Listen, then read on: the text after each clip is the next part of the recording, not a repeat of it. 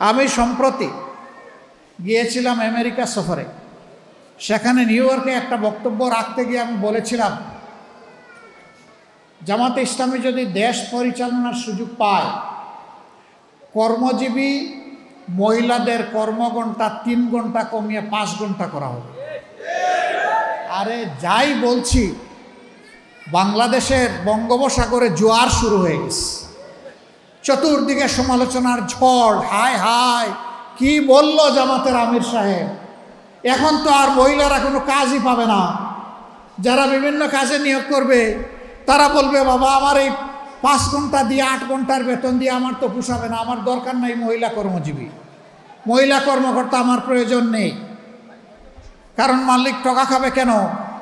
আরেক দল বলতেছে, যাও মহিলারা একটু রুজি রোজগার করতো, রাস্তাটা দিলেন আপনি বন্ধ করে। ভাই, একদিনে সব কথা বলা যায় না। বিবেচনা না করে, চিন্তা না করে এই কথা বলি নাই। আপনি কি আরেকটা মিটিংয়ে একজন প্রশ্ন করছে ভার্জিনিয়ায়, যে আপনি বলেছেন মহিলাদের কর্মঘণ্টা কমিয়ে দেবেন, এটা কি বৈষম্য না? আমরা করব 8 ঘন্টা, তারা করবে 5 ঘন্টা। আমি বললাম, অবশ্যই বৈষম্য। আসেন দেখি আর কোনো বৈষম্য আছে কিনা। পুরুষরা বাম দিকে বসেছে, মহিলারা ডান দিকে বসেছে। পুরুষদেরকে বললাম, বোনরা আপনারা শুনবেন না এই প্রশ্ন।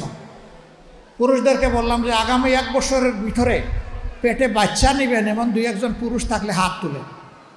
কেউ তো আর হাত তুলে না, সবাই হাসে আর নিচের দিকে মাথা দেয়, বুঝছে যে আমি কেন প্রশ্ন করছি। আমি বললাম, এটা পারবেন না? কয় না না, এটা পারবো কীভাবে?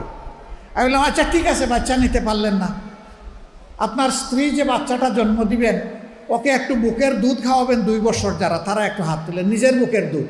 এখন দেখি আবার কেউ হাত তুলে না। আমি বললাম, এটাকে বৈষম্য না?